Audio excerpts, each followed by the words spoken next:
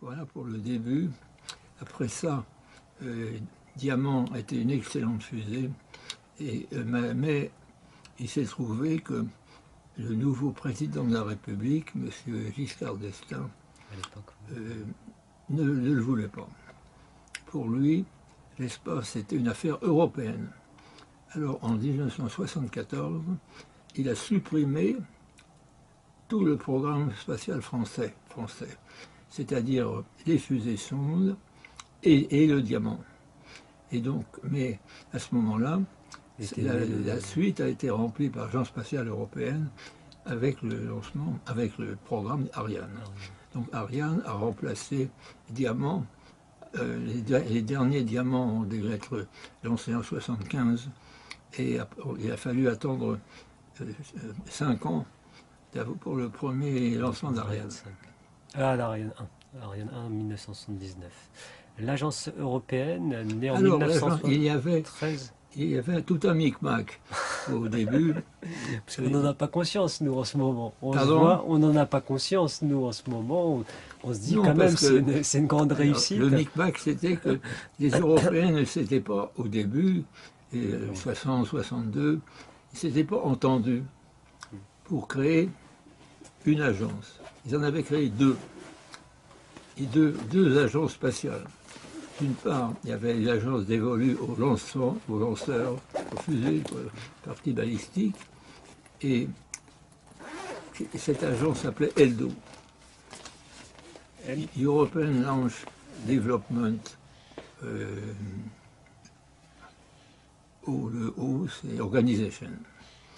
Et donc, ils ont commencé le lancement d'une fusée lourde, qui était dans la classe Ariane, en fait, plus petit qu'Ariane, en fait. Et donc, ça reposait sur le premier étage anglais. C'était les Anglais qui avaient poussé ça, parce qu'ils s'étaient lancés dans ce développement du premier étage. Ils voulaient s'en débarrasser. Alors, ils se sont dit, bah, tiens, on va faire payer par les Français. Et donc, ils ont proposé une agence européenne, mais il n'y a que 6 États européens qui ont accepté l'héritage de la fusée anglaise qui s'appelait Blue Streak. Et d'autre part, il y avait une agence européenne qui s'occupait de satellites. L'un c'était le fusée, l'autre c'était satellite. Satellite, l'agence s'appelait ESRO. Il y avait donc ESRO et ELDO, qui étaient 2 agences spatiales européennes. ELDO n'avait que 6 États membres, tandis que ESRO en avait une quinzaine.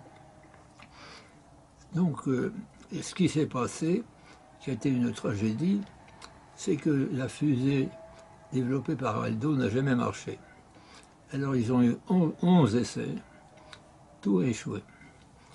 Alors, on ne va pas faire l'autopsie maintenant, pourquoi ça a échoué, nous savons très bien. Disons que c'était à cause du management européen fou. C'était un ambassadeur qui était le patron. Il n'avait absolument aucun pouvoir sur les développeurs des étages.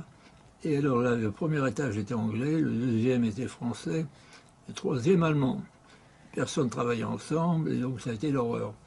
Alors en 1971-72, les Allemands, c'est-à-dire le chancelier Brandt, a dit que c'était fini, il voulait pouvoir disparaître ELDO. Et ELDO a disparu.